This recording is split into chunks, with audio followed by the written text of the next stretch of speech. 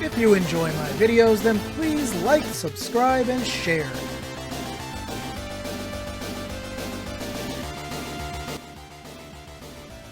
Hey everyone, welcome back to Engelbard.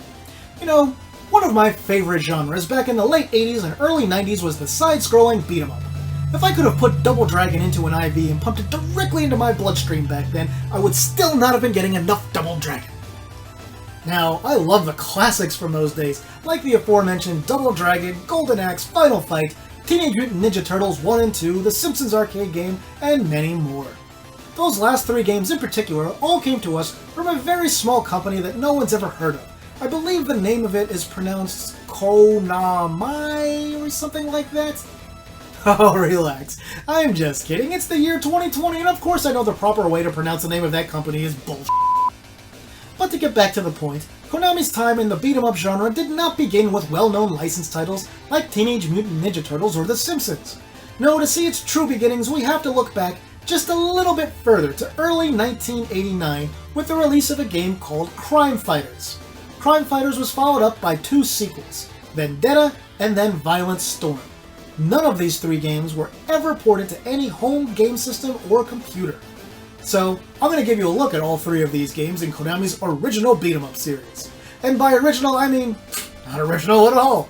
But they're not based on licenses, so I guess they're original in that sense. We begin with Crime Fighters, Konami's 1989 brawler that took more than a little inspiration from Double Dragon. But this game has exactly 15 times the drama of Double Dragon. Why? Because you're not trying to rescue one girl, you're trying to rescue 15 of them! Anyway, this was how Konami's scrolling beat-em-up cash cow began. This is Cow 1. There were a few variations of this game. Some were 4 players, some were 2, some had a numeric health display, some had an energy bar. All variations had punch and kick buttons, and some added a back kick button. No matter which version of Crime Fighters you played, the experience was basically the same. You get small sprites, but there can be a ton of them on screen without a hint of slowdown or flicker. You have a fairly limited number of attacks, and face enemies that range from easy to this guy's impossible. You can easily get swarmed by enemies if you move forward without killing a bunch of them first. The collision detection is often questionable. You'll be driven to the brink of insanity as your attacks sometimes harmlessly pass through your foes. Also, this game is super long, with 8 lengthy levels. On the plus side, it looks pretty good even if it was slightly behind the times when it came out, and the music is good even though there's just not enough of it. There are only 4 level songs and each repeats twice. Some of the weapons can be fun to use, especially if you can hang on to the gun for a while. What sucks is that if you get hit even once while holding any weapon, it immediately vanishes for good.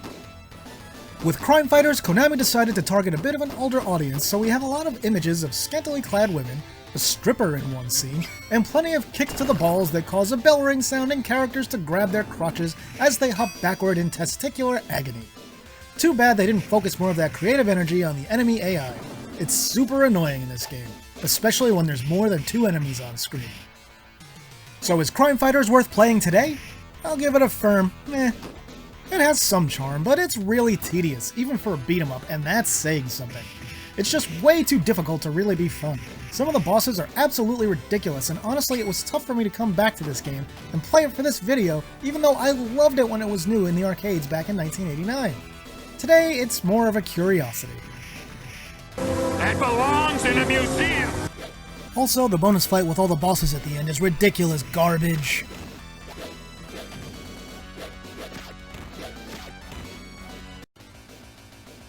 Alright, so Crime Fighters, not that great. Especially considering it came out in 1989, which was the same year that we got Golden Axe and Final Fight. Both of those games are way better than Crime Fighters. So how did Konami do with their follow-up attempt, Vendetta? Let's see. 2 years later, in 1991, Konami released Vendetta. Vendetta, as you can see here, features much larger characters, and they're actually unique this time around, instead of just having 4 guys that are basically identical other than their colors. The game is also still 4 players. This time around, you also don't have to rescue 15 girls. In fact, you only have 1 measly girl to rescue. Oh, and she's part of your fighting team. As strong as your guys are in this game, how exactly did the gang capture her? Don't ask questions! Vendetta plays a little faster, looks a lot better, and is generally a much more reasonable game. This time around, it's only 5 levels long, The enemies are much easier to deal with, and it's a much more playable experience. Having said that, it's still a game where something just feels kind of off with the whole thing.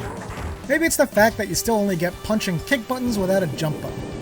It's much more impressive visually than Crime Fighters, but for an arcade game that came out in 1991, I'd say it only looks okay. There are some cool things in this game that you can see sort of made the rounds in other Konami fighting games.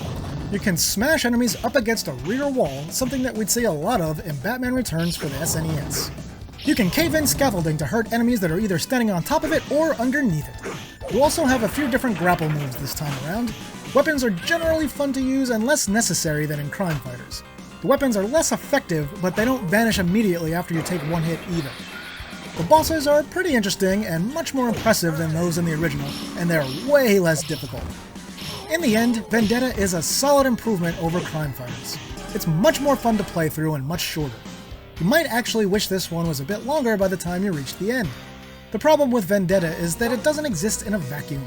It's still not as good as many of its contemporaries or even games that came out a few years before it. And this was also from a time we were starting to see competition in the home console market as well. Aside from that, Konami's own competing beat-em-ups like Teenage Mutant Ninja Turtles, while not perfect, were faster and more fun. Vendetta is decent. It's definitely more fun than Crime Fighters, but it's still not in the top tier of games in the genre. If you missed out on it back in the day, it's worth playing. You'll probably think it's a blast at first, but by the time you reach level 3, I think your opinion will start to shift downward too. Well, it's okay, I guess. Interesting trivia note, Michiru Yamane of Castlevania music fame was involved in the sound production of Vendetta.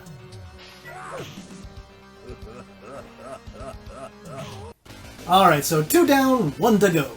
So far we've had one mediocre game in Crime Fighters, one pretty good game in Vendetta.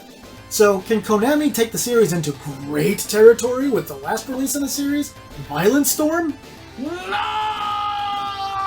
How can you say that? You don't know, you haven't even seen the game yet. Let's take a look at it right now.